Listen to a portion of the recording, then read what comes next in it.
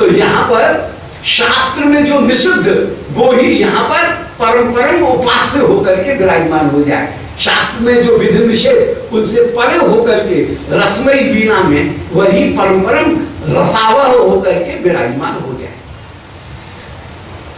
श्री ललिता जी ने मधुमंगल से वो ही प्रयास किया और प्रयास करते हुए कह रहे हैं कि उरुर देवता तब सख्य हो। बोले तुम्हारे सखा के हृदय की जो पीड़ा है उसको वे श्री चंद्रावली पद्मा की सखी वे ही दवाइता वे ही पूर्ण करेंगे। उस समय श्री कृष्ण ललिता से बोले अरे ललिता मुंच हास्य, मैं इतनी परेशान हो रहा हूं और तुमको हंसी सूझ रही है। मुंच हास्य, मेरी सर्वस्व जो धन है वो खो गई है, वंशी। मैं अपनी वंशी के लिए परेशान हूं और तुम लोग हंसी कर रही हो। मुंच हास्य इदम उद्देश्य वंशी, इस समय मेरी वंशी कहां है इसको बता दे। हाथ जोड़ता हूं, मेरी वंशी कहां है, वंशी को तू बता दे। श्री ललिता जी बोली कि कृष्ण वेद में नौ, हमको क्या पता तो वंशी हमने चुराई है क्या, हमको तो पता है नहीं।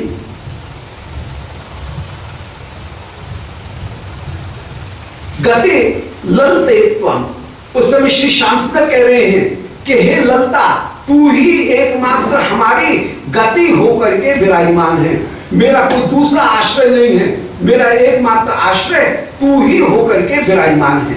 गति ललते त्वम, हे ललते तू ही मेरी एकमात्र गति होकर के विराजमान है। हमको हमारी वंशी ने दबा दे, वंशी कहां है। उस समय श्री ललिता जी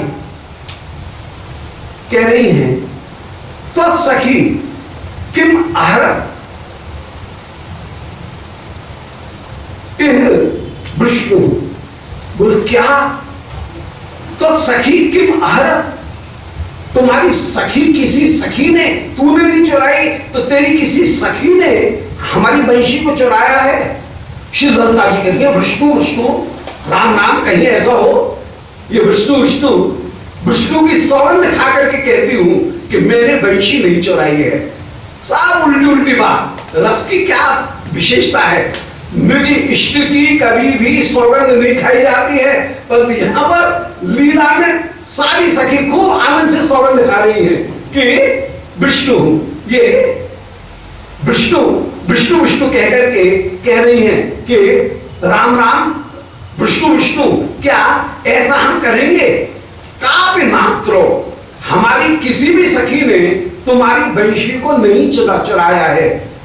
अरे नात्र पर वस्तु जिहीर्षु, ब्रज में कोई ईंधन की कमी थोड़ी हो गई है कि तुम्हारी 1.5 हाथ की वंशी के बिना हमारे घर की रसोई नहीं होगी। हमको नहीं चाहिए तुम्हारी इस वंशी की, हमको आवश्यकता नहीं है। उस सूखी बांस के 1.5 हाथ के, 1 हाथ की जो वंशी है उस हस्त परिमित मात्र वंशी को लेकर के हम क्या करेंगे। इसलिए नात्र पर वस्तु जिहीर्षु, हम गोपिकागणों में तो कोई भी किसी की कोई वस्तु को कभी चुराना जानती ही नहीं है। किसी का सोना पड़ा रहे हमारे लिए तो वो मिट्टी भी नहीं, उसकी ओर कभी देखेंगे नहीं, हम काहे को चुराने लगे। ललिता जी ने दो टूक जवाब दे दिया और हंसती जा रही है। अब श्याम सुंदर को विश्वास भी नहीं हो रहा है कि गंभीरता से ये मना करती तो हंसी नहीं होती, परंतु चेहरे के ऊपर मुस्कान है। परंतु विष्णु विष्णु कह रही है, सौगंध भी खा रही है और कह रही है हमारे बीच में कोई भी वंशी को चुराने वाली नहीं है, नहीं है। श्री कृष्ण कह रहे हैं साच्युता मम हृदय भवत्या दोल के निर्मल तुंद पटाब्बा, वो ललते जरूर चुराया है तुमने या तुम्हारी सखियों ने मेरी वंशी। साच्युता मम, वो वंशी मुझसे चुरा ली गई है, चुरा ली गई है। साच्युताम हृदय भवत्या, जरूर आपने ही उस वंशी को चुराया होगा। बोले हमने कब चुराया? बोले हो सकता है कि दोल के मनु, जिस समय हिडोले में मैं श्री प्रिया जी को झुला रहा था, उस हिडोले की लीला में जब मैंने अंक में श्री किशोर जी को धारण करके ऊंची पटनी के ऊपर विराजमान किया, श्री प्रिया ने अपने दोनों चरण मेरी पटली की डोरी उसके ऊपर लगाए। उस समय प्रिया को बैठाने में, या प्रिया जब तेज झोटा आने पर व्याकुल होकर के मेरे कंठ से लगी होंगी, व्याकुल हो रही थी, उस समय मेरी वंशी को, मेरा ध्यान तो प्रिया को संभालने में था, और मेरी वंशी को तुमने चुराया होगा। श्री प्रिया जी को जिस समय पटली के ऊपर बैठाया, उस समय सखियों ने श्री प्रिया के अंचल को लपेट करके कमर में खोस करके जो साड़ी की पटली है, लहंगा की पटली, उनको सुंदर पटलियों को बना करके उनके ऊपर कांची बांध करके अच्छी तरह से सारे वस्त्रों को दबा करके श्री अंगों के बीच में, श्री चरणों के बीच में श्री प्रिया को विराजमान किया। परंतु जब झोटा आए और झोटा आने में श्री प्रिया झूल रही है, उस समय कहां कांची गई, कहां वो ओढ़ना गया, कहां वो पल्ला गया। पल्ला न्यारा फौराते हुए विराजमान हो रहा है, बेनी सर्पिणी के समान न्यारी झोटा खाती हुई विराजमान हो रही है। और जो पटली घड़ी करके श्री चरणों के बीच में, घेटुओं के बीच में दबा करके रखी थी, वो पटली कहां की कहां गई। लहंगा की अपूर्व लहकार, जो अपूर्व ओढ़नी है, उस ओढ़नी की अपूर्व फौरान, बेनी की अपूर्व लहकार न्यारी शोभा को प्राप्त हो रही है। और प्रिया के सारे आभूषण जैसे अपूर्व झोटा खाते हुए विराजमान। जिस समय श्री प्रिया ईंच लेती हुई विराजमान हो, उस समय धनुषाकार होकर के श्री प्रिया जब ईंच ले, उस समय जो आभूषण हैं वे आभूषण न्यारे झोटा खाते हुए विराजमान हो।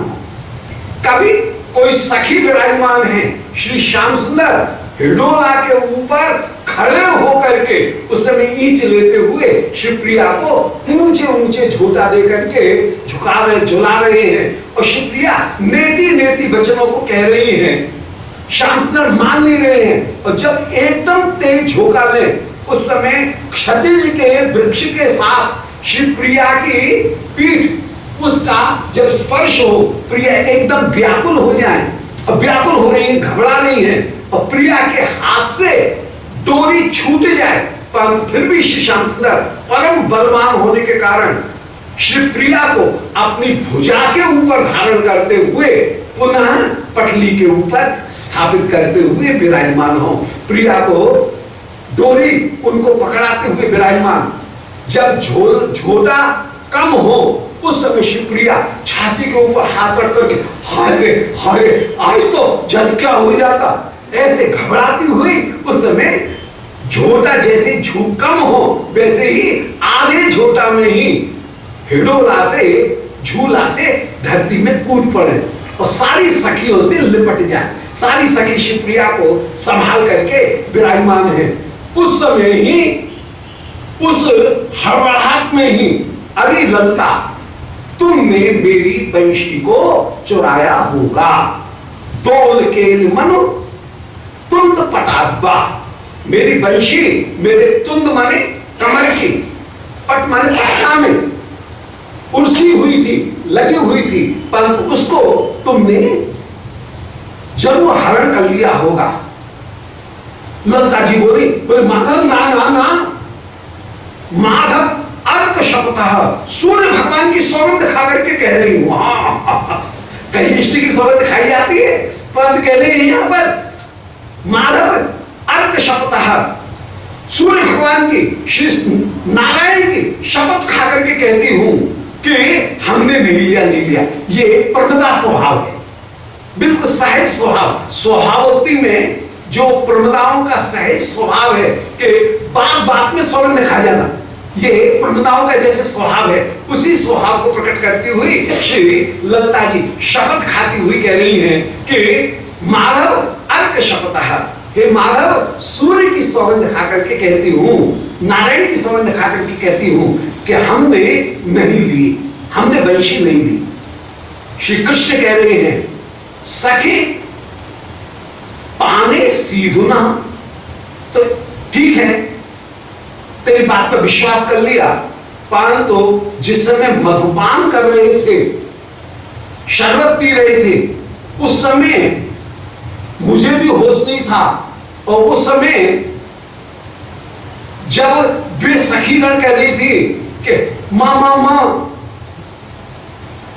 ब्री ब्री ब्री पा पा पा, ये वृक्ष गिर रहे हैं, ऐसे लड़खड़ाते हुए जिस समय वचन उस समय कह रहे थे कि मां मां मां ब्री ब्री पा पा पा पकती, नो नो नो आकाश धरती में गिर रहा है, ऐसे जब वचन कह रहे थे, उस समय क्या सीधुना क्यों, उस सीधुपान के समय, मदपान के समय, क्या जब मुझे होश नहीं था उस समय तुमने वंशी को चुराया क्या? ललिता जी कह रही हैं नहीं श्याम सुंदर, शपे अच्युत विष्णु हो, हम विष्णु की सौगंध खाकर के कहते हैं हमने नहीं लिया, हमने तुम्हारी वंशी नहीं ली। नारायण की सौगंध, सूर्य भगवान की सौगंध खा ली, विष्णु की सौगंध खा ली, जिसकी कहो उसकी सौगंध खा ले, तो भगवान की सौगंध खा करके कह रही हैं हमने तुम्हारी वंशी को नहीं लिया, नहीं लिया। ये बिल्कुल प्रमदा स्वभाव, एकदम लोकवत लीला में एकदम प्रमद जो स्वभाव है, प्रमदा स्वभाव, उसको कह रही है कि हे अच्युत शपे विष्णु हो, हम विष्णु की सौगंध खा करके कहती हैं। अच्युत कह करके कृष्ण तुम चिरजीवी होकर के रहो, अच्युत होकर के विराजमान रहो, परंतु विष्णु की सौगंध खा करके कह रही है कि कृष्ण की सौगंध नहीं खाएंगे,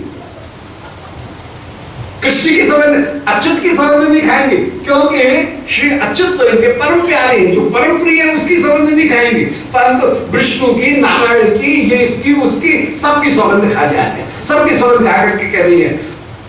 तो सोम करे भवन हंसे दैल कहे नट जाए, तो ये वही सोम करे सौगंध खाती हुई विराजमान है। तो शपे अच्युत विष्णु, हे अच्युत मैं विष्णु की सौगंध खाती हूँ। दोबारा सुने, साच्युतामम कृष्ण बोले, अब ये संवाद है, ये एक श्लोक में संवाद है, आधा श्लोक आधे वचन श्याम सुंदर के हैं, आधे वचन उत्तर के हैं। श्री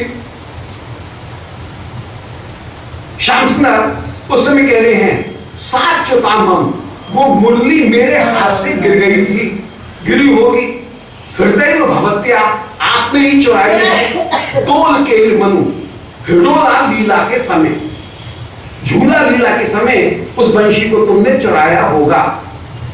वो मुझे याद है कि हिडोला के समय तो मेरे पटका में, कट पटका में वो खुर्सी हुई थी, मुझे अच्छी तरह से याद है, उस समय ही तुमने कहीं चुरा ली होगी। ललिता जी उत्तर दे रही है। अब यहां से ललिता के वचन शुरू हो गए कि माधवार्क शब्दः, हे माधव सूर्य की सौगंध खा करके कहती हैं। श्री कृष्ण उत्तर में कह रहे हैं कि सखे पाने सीधुना, कहीं मधुपान के समय तो वो वंशी तुमने नहीं ली। उसमें कह रही हैं अच्युत सपे विष्णु हो, हे अच्युत हम विष्णु की सौगंध खा करके कहती हैं हमने तुम्हारी वंशी नहीं ली। फिर श्याम सुंदर बोले कि कश्चित अम्ब युधि, कहीं ऐसा तो नहीं कि हम जब श्री राधा कुंड में जल केली कर रहे थे, उस अम्ब युधि जल के युद्ध के समय तुमने अनजाने में मेरा ध्यान नहीं हो और मेरा ध्यान बता करके तुमने वंशी चुरा ली होगी। श्री ललिता जी बोली नहीं नहीं अम्बुजे क्षण, बोले हे कमल दल लोचन ऐसा बिल्कुल नहीं है, बिल्कुल नहीं है, हमने तुम्हारी वंशी ली ही नहीं है। तद तदेव ही दिव्यम, विष्णु की सौगंध खा के कहती है तदेव ही दिव्यम, दिव्य माने सौगंध, तदेव ही दिव्यम, वही सौगंध खा रही है, माने विष्णु की सौगंध खा के कर रही है, भगवान की सौगंध। राम, हमने तुम्हारी वंशी ली नहीं है, ली नहीं है, तदेव ही दिव्यम। श्री कृष्ण कह रहे हैं अरे यदि तुमने नहीं ली तभी मैं क्वगता बदवंशी, तो मेरी वंशी गई कहां? और तो कोई था नहीं, हम तुम यही सब जन थे, इनके बीच में ही वंशी होगी, फिर वंशी जाएगी कहां? कौतकम किम पश्यत सत्य सभ्या। उस ऋषि श्याम सुंदर विवश होकर के एक एक सभ्य के पास में जा रहे हैं, एक एक गोपी के पास में जा रहे हैं, तो गोपी के पास में जाकर कह रहे हैं कि हे सभ्या कौतुकम किम, ये क्या खड़ी खड़ी तमाशा देख रही हो? पश्चित, देखो ना ये क्या कौतुक हो रहा है, मेरी वंशी को ढुलवाने में सहायता करो ना। कौतुकम किम किम पश्चित सत्या, तुम सब यहाँ पर ये क्या तमाशा देख रही हो? खड़ी खड़ी तमाशा देखती रहोगी, मेरी तो वंशी खो गई है और तुम ढुलवा नहीं रही हो। उस समय श्री कौंदलता जी बोली, कुंदी जी बोली, कौंदी बोली, कुंदलता जी बोली कि दातुम प्रभु अहो ग्लहमेशा ताम निबध्य भुज बल्लर पाशई यद ये आसति मनोज नपाग्रे कात्र युक्ति इति कुंद लतोची। कोई श्याम सुंदर घबराओ मत, घबराओ मत। दातुम अप्रभुम अहो ग्रामेशा त्वाम निविध्य भुज बल्लर पाशी।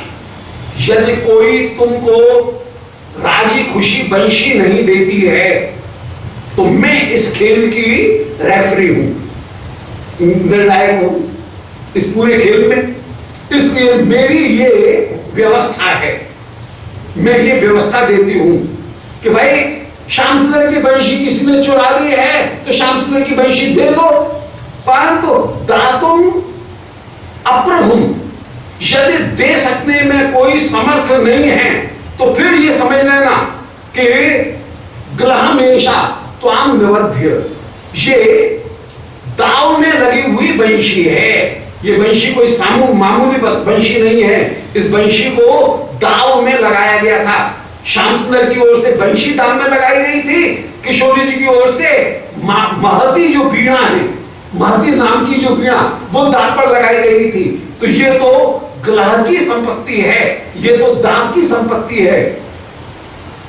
यदि तुम देने में समर्थ नहीं हो तो फिर समझ लेना त्वाम निबध्य भुज बल्लर पाशी, जिसने वंशी चुराई है उसे श्याम सुंदर भुज पाश में बांध करके रहा है। ये भी अद्भुत, इनकी व्यवस्था, इनके निर्णय भी बड़े अद्भुत, बड़े रसात्मक निर्णय। कुंदलता जी के जितने भी निर्णय अत्यंत अत्यंत रसात्मक होकर के विराजमान। बोले यदि किसी ने वंशी चुराई है तो वो देती नहीं है तो फिर श्री श्याम सुंदर उसको भुज बल्लरी में बांध करके यद ये आसती मनोज नृपाग्रे, इनको कामदेव नृप के पास में श्याम सुंदर ले जाएंगे। उनको पकड़ करके निकुंज मंदिर में कामदेव महाराजाधिराज के पास में उनकी न्याय सभा में उस गोपी को प्रस्तुत किया जाएगा। कात्र युक्ति इत कुंद लतोचे, फिर क्या करोगी? इसलिए राजी खुशी अभी बात हो रही है, अभी दे दो ना, जिसने भी वंशी ली है वो वंशी दे दो, और यदि वंशी नहीं दी और फिर यदि पकड़ने में आई तो उसको भुजपाश में बांध करके काम नृपति के पास में ले जाया जाएगा। ऐसे जिससे वचन कहे पुनः सुन ले कि दातुम अप्रभुम अहो, यदि अभी देने में समर्थ नहीं हो, किसी कारण से अभी नहीं दे रही हो, ग्लहमेशा, परंतु देना तो पड़ेगा क्योंकि ये ग्लह माने दाव में लगाई गई वंशी है। तब त्वाम निबध्य भुज बल्लरी पाशी, श्री श्याम सुंदर तुमको भुज बल्लरी के पाश में, भुज लताओं के पाश में तुमको बांध करके यद ये आसती, जब बलपूर्वक ले जाएंगे कुंज भवन में, और वहां पर मनोज नृपाग्रे कामदेव महाराजाधिराज के सामने जब चोर को प्रस्तुत किया जाएगा, तब कात्र युक्ति, तब क्या युक्ति दोगी? उस समय महाराज ने जो दंड दिया उस दंड को भोगना पड़ेगा, क्योंकि यहां पर जो राजा हैं वो कौन है? बोले यहां पर राजा कामदेव राजा हैं। ये प्रीति के खिलौना, दो प्रेम करवावत खेल, ये दोनों युगल सरकार प्रेम के ही खिलौना हैं। यहां पर राजा है प्रेम। रसको ने कहा है, वर्णन किया है कि ये जो श्री वृंदावन है, इस वृंदावन में श्री युगल सरकार यही है विद्यार्थी। यहां पर हित पांडे, हित माने प्रेम, वो ही है, पांडे माने इस विद्यालय का प्रधानाचार्य। इस वृंदावन रूपी रस रूपी विद्यालय का प्रधानाचार्य कौन है? इस विद्यालय का, बोले इस विद्यालय का प्रधानाचार्य है हित पांडे। विद्यार्थी कौन है? बोले दंपति चटा। इस चटसाल के विद्यार्थी कौन है? चटा कौन है? चटा माने विद्यार्थी, तो दंपति श्री युगल वे ही यहां के चटा माने विद्यार्थी हैं। और वृंदावन चटसाल, और श्री वृंदावन जो है वो ही चटसाल होकर के विराजमान है। और सुहृद सखी सब सुख लहे। बोले जब विद्यालय है, अध्यापक हैं, विद्यार्थी हैं, तो सहयोगी साथी भी होंगे, सहपाठी भी होंगे। वे सहपाठी कौन है? बोले सुहृद सखी, सखीगण ही सुहृद होकर के विराजमान है। सुहृद सखी सब सुख लहे, वे सारे सुख को सखीगण प्राप्त करती हुई विराजमान है। बोले इस विद्यालय में विद्या किसकी दी जा रही है? इसका कैरिकुलम क्या है? इसकी पाठ्य सामग्री क्या है? बोले पाठ्य सामग्री है विद्या विशद विहार। जो विशद विहार है, श्रेष्ठ काम रहित जो विहार, वो ही इस विद्यालय का की विद्या होकर के विराजमान। तो हित पांडे दंपति चटा, वृंदावन चटसाल, सुहृद सखी सब सुख लहे, विद्या विशद विहार। तो ये यहां पर जो निर्णायक वस्तु है वो निर्णायक प्रेम है। प्रेम ही युगल को खिलाने वाला होकर के विराजमान है। तो मनोज नृपाग्रे कामदेव नृप के सामने उस समय प्रस्तुत किया जाएगा। ऐसे जिस समय कहा, उस समय श्री नांदी मुखी जी, एक श्लोक और जल्दी से कर लें। नांदी मुखी जी कह रही हैं श्री किशोरी जी से, नांदी राधिका से बोले कि हंत किम ब्रज पुरंदर सूनो कष्ट मेतर अवलोकित मीते मीशे। बोले अरे सखी राधिका, देख तो सही ये श्याम सुंदर कैसे व्याकुल हो रहे हैं। हम मुझे तो इनके ऊपर बड़ी दया आ रही है। ये अब धीरे धीरे टूटना शुरू हुआ। जो गोपियां थी उनमें से श्री नांदी मुखी जी थोड़ी सी टूटी, और टूट करके श्री राधिका से कह रही हैं, विश्वानंदिनी से, नुकुंजेश्वरी से कह रही हैं, कुंडेश्वरी से कह रही हैं कि हंत किम ब्रज पुरंदर सुनो। बोले अरे सखी देख देख, ब्रज पुरंदर सुनो कष्टम, श्याम सुंदर कितना कष्ट पा रहे हैं। एतद अवलोकित ईशे, मुझे तो आश्चर्य है श्याम सुंदर को इतना कष्ट में देख करके भी तू चुपचाप बैठी हुई है, ऐसा कैसे होता? हम तक अवलोकित मीशे, क्या तुम इनको इतने कष्ट में देख सकते हो? क्षम्यता, अरे सखी श्याम सुंदर क्षमा कर दे, क्षमा कर दे। क्षम्यता तत् अथवा पण हेतु पीत चेल मुर्री को राधे। अरे सखी एक काम कर, तूने दाव में, चौपड़ में, दाव में, पाशा क्रीड़ा में तूने श्याम सुंदर की वंशी जीत ली है। एक काम कर, श्याम सुंदर वंशी के बिना बहुत व्याकुल हो रहे हैं। हम लोगों में से किसी ने वंशी ली होगी, इसलिए क्षम्यता श्याम सुंदर की बंशी को इस दाव को माफ कर दे, श्याम सुंदर की बंशी श्याम सुंदर को लौटा दे। ये नारदी मुखी जी की ये बात नहीं है, ये श्याम सुंदर के साथ में कहीं इनकी रेटपैट शुरू हो रही है। ये श्याम सुंदर के साथ में इनकी जो रेटपैट है उसको ही कहीं प्रस्तुत कर रही है। माने संकेत में श्याम सुंदर को ये बताना चाहती है कि बंशी किशोरी जी के पास में, ये ललिता श्री नारदी मुखी के और ललिता के इन वचन से ये संकेतित किया जा रहा है कि ललिता के पास में बंशी नहीं है, किसी दूसरे के पास में बंशी नहीं है, बंशी होगी तो श्री राधिका के पास में होगी। तो ये जैसे घर का भेदी जैसे सारा बने बनाए हुए खेल को समाप्त करे, ऐसे नारदी मुखी जी बने बनाए उस खेल को कहीं समाप्त कर रही हैं, उसका समाधान करती हुई ये विराजमान हो रही है। घर की भेदी होकर के ये विराजमान हो रही है और कह रही हैं कि अरे सखी श्याम सुंदर कितने दुखी हो रहे हैं, हाय मुझे तो आश्चर्य है इनके इतने कष्ट को देख करके भी तू इतनी धैर्य धारण करके विराजमान है। क्षम्यताम, अरे इस दाव को छोड़ दे, छोड़ दे, श्याम सुंदर की बंशी श्याम सुंदर को लौटा दे, लौटा दे। तब अथवा पण हे तो पीत चेल मुर्री कुर राधे।